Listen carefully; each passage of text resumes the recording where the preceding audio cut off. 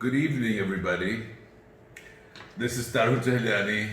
It was very difficult, frankly, when this thing suddenly happened and the lockdown happened. I don't think psychologically I was prepared for anything like this.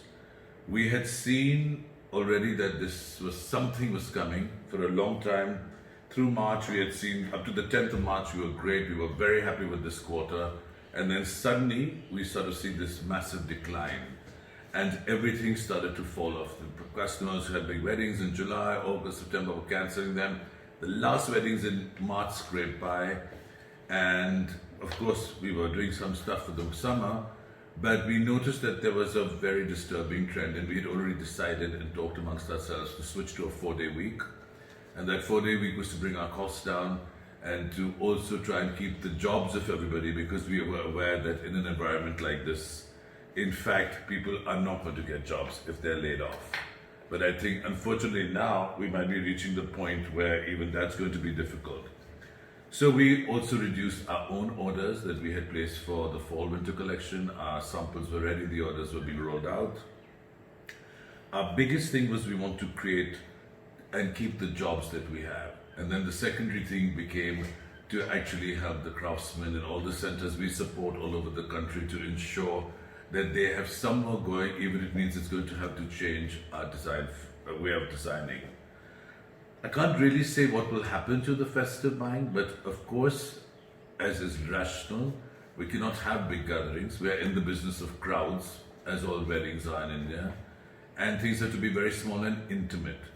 It doesn't mean that people won't dress up. In fact, brides and grooms will make it probably even more special, because they'll only have the photography. They won't have the spectacle around them. But I think it's going to impact the way other people shop, and certainly not going to have that volume of people going to these weddings. Without a doubt, festive is going to be affected, and everything is going to be affected until such time as there's a pill that's a cure or a vaccine, because people don't want to risk themselves. And of course, as responsible citizens, we understand what we're doing to ourselves and the economy and the pressure on the system, which is why I feel people have really adhered to this lockdown remarkably.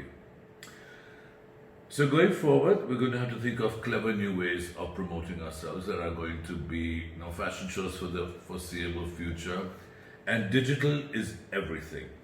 We've already been very strong on developing our Instagram, but now I see it as the most powerful tool for us to talk to people. I've never liked doing personal things on Instagram, and I like to keep it more product oriented, but now we need to go to past that.